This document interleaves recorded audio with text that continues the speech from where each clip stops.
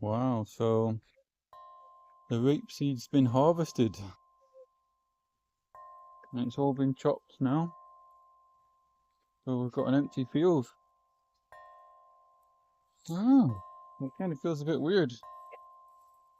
The last bits of it here, there's a little bit missed here. It's all been harvested, so it's gone from a yellow through to going kind of light brown and then been harvested now. So that will be getting turned into some rapeseed oil probably, or something like that. I guess I'm just on the second walk of the day actually. So I had a walk earlier in the early morning. Went and collected some blackberries.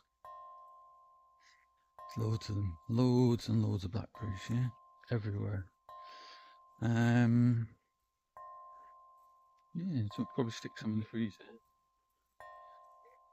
Probably have some with something else, and then we'll see what else we'll decide to make with them or not. Have some with a bit of like, Greek yogurt or something, couldn't you? Oh wow, woodpeckers, 2 of them. Anyway, yeah.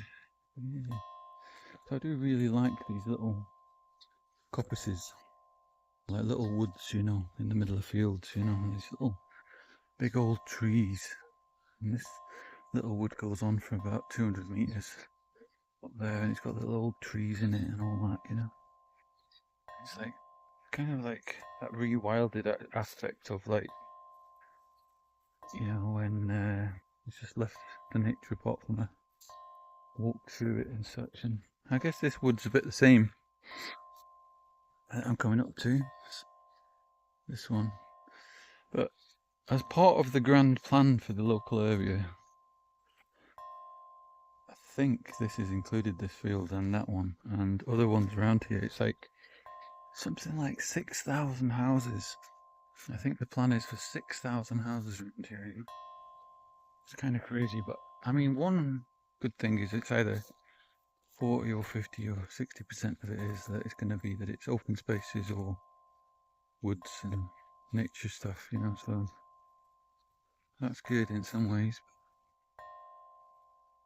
There's going to be a lot more people and a lot more houses, but I guess that's nature stuff, isn't it? So anyway, yeah, I'm going for my wee wander through the woods, and it's a bit cloudy today, and I guess I had a big long contemplation this morning, which I've not uploaded yet because I'm contemplating whether I should or not. But I might decide to publish that one as well. But I guess what I'm thinking is about the idea of a bucket list, and I think having a bucket list can be really helpful in motivating ourselves and helping us to be kind of disciplined about certain things, and it kind of, with a bucket list, it's kind of like you can make it whatever you want, and it could be learning a new skill, could be going and doing something, an activity, it could be going and seeing something, it could be, like a life goal, and I'm a fan of like wish lists or visualizing on what you would like to do, and I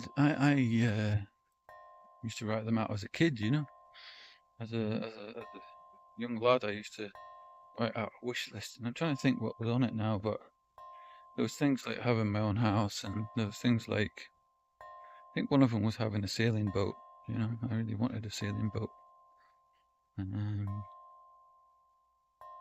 that time, and I guess these things can change over time, and I used to like sailing, so my dad used to take us sailing, and used to really enjoy that, something about being on the water and monitoring the wind and the flow of the water. It's all very quite mindful and enjoyable and relaxing, and it's quite exciting as well sometimes,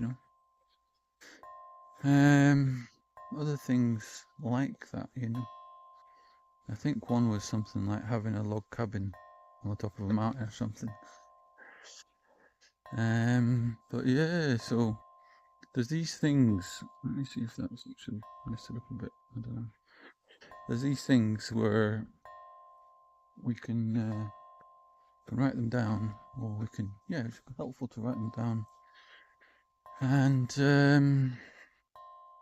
then work towards them, you know. And it gives us a purpose. Sometimes if we don't have one, you know, or can sharpen our mind, because often what I see with younger people these days is they don't have a bucket list, you know, or they don't have a aspiration often, you know. And I think possibly social media has got something to do with that, you know, where they see all this stuff and these people doing things, all these optimum things, and it's a bit like it's nearly like they experience it without experiencing it, you know, and kind of might take the motivation away. It's a little bit like when we visualize something, you know, in our head. It's like we don't know much different than the actual experience sometimes, you know. And but there is a richness that comes from the actual experience, you know. And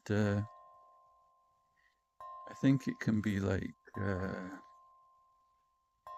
certain things can not feel like an achievement or something because we see loads of people doing stuff, you know.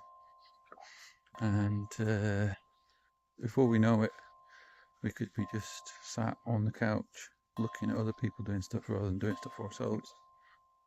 And there is this element where I like listening to music on YouTube and stuff, and I listen to podcasts and things and psychology things and stuff like that. But I also tend to do stuff while I'm listening, you know? I might be thinking about that, thinking, well, is there something I can do while I'm watching stuff or while I'm listening to stuff, you know? Like I'm going for a walk now, you know? But I'm also creating because there's this aspect of being a consumer or being a creator. And I would say, like, probably listen to an awful lot of music and podcasts, but an element of stuff with me is creating stuff, you know? Um, yeah.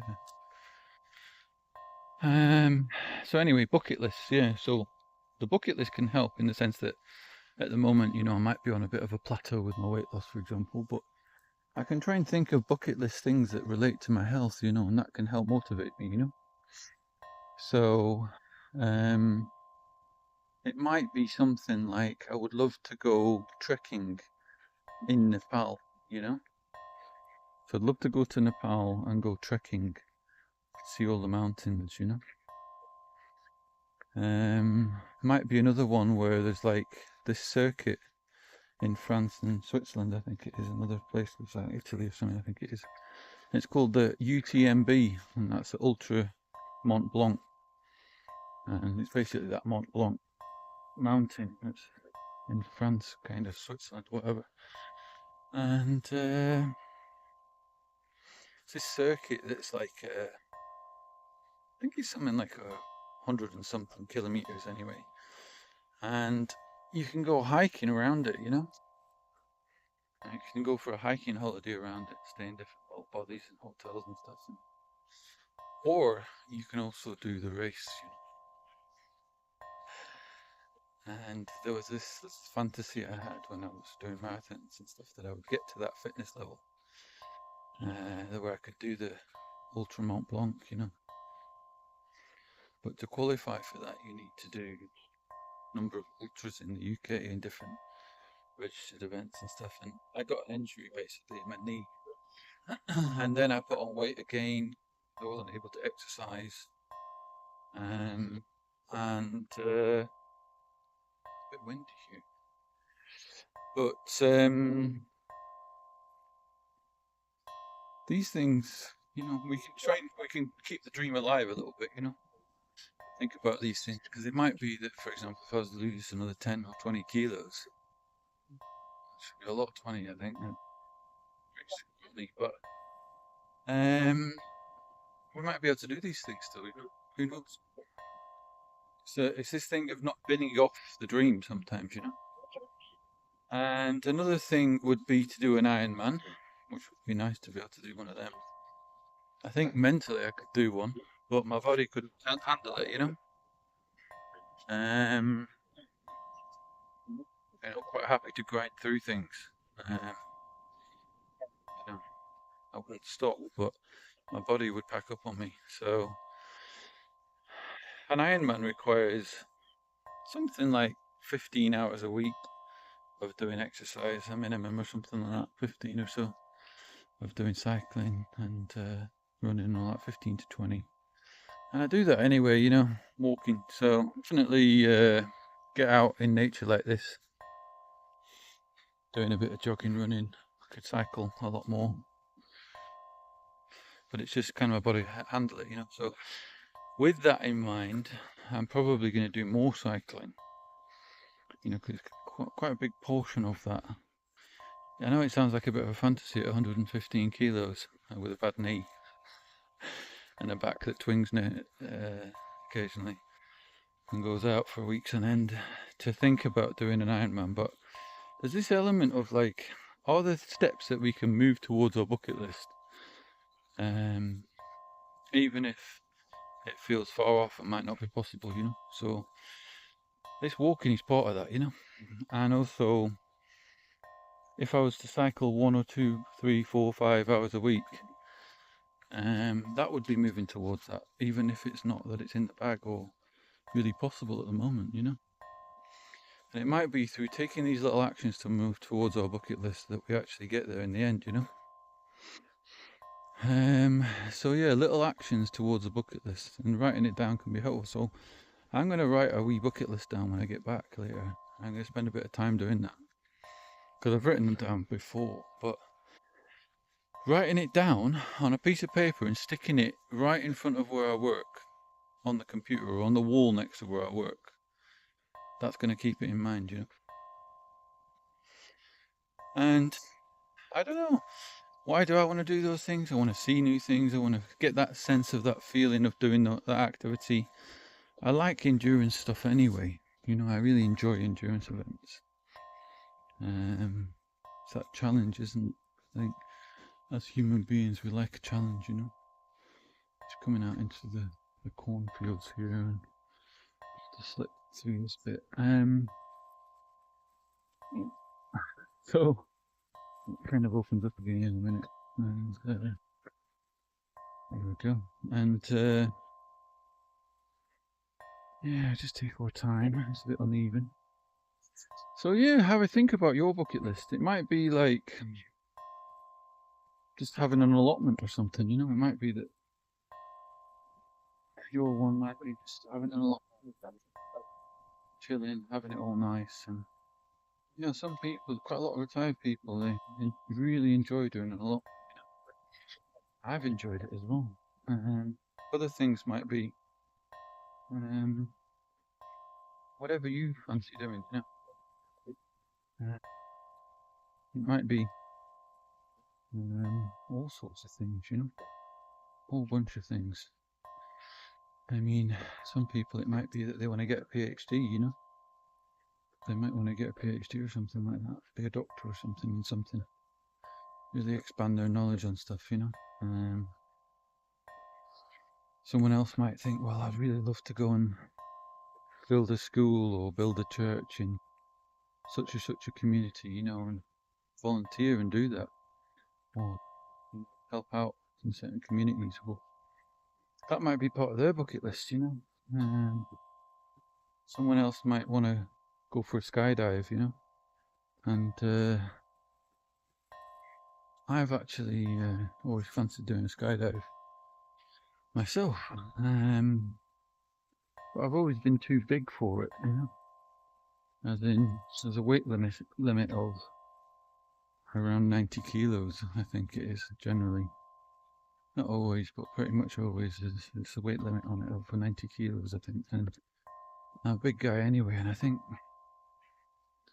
don't know where I'd be like at 90 kilos. Would I actually?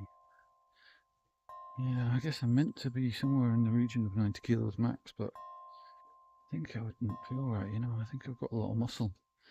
On the scale it shows that I've got muscle now of something like 88 kilogram, you know. So, you know, when you look at the composition stuff, so I'm like 88 kilogram of muscle, 5 kilogram of bone. And it's a bit like, well, how would I ever be 90 kilos? You know, it's more like I'd be 100 or 95, you know. And yeah, I think I've been 90 kilos before, but didn't have much muscle at that time. I wasn't doing much exercise sometimes, you know. Other times I was, I guess, but not quite like now, I don't think. But we could always see what it, you know, might be that, notice like the parachute regiment, they don't really care about weight limits by the look of it, because you jump with a kit as well, don't you? But when it's commercial stuff and you have to do it yourself, then they tend to want you to be a certain weight. But maybe it would happen, you know, maybe it will. We'll see what happens. And then, what other bucket list things? There's all sorts people might want to do, you know, they might want to swim in a certain lake or visit a certain place, or, you know, things like learn to paint or something, you know. I'd like to spend some time painting at some point. You know, I'd really like to like indulge myself in a bunch of painting, you know, doing painting, making sculptures, and yeah, just getting lost in the woodworking, you know. And to that end, like I was mentioning about the Iron Man, it's like I've started collecting wood, you know. So I've got different bits of wood that I find or collect off Facebook Marketplace that people chucking out, getting rid of.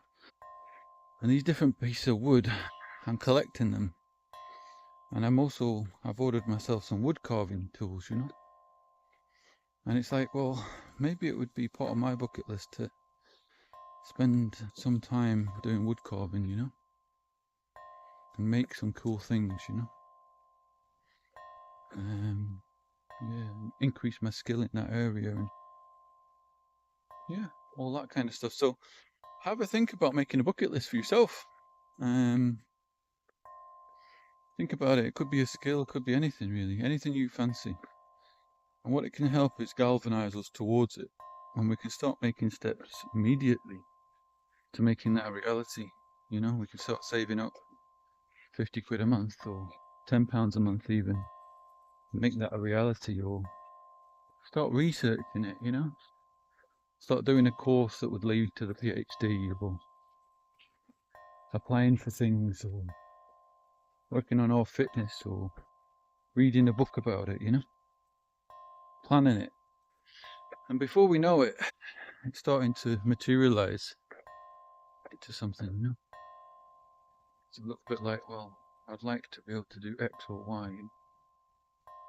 And let's see what we can do in the moment now. What can we action that actually is part of that process already of doing it, you know. Right, have a good one, and good luck with your bucket list.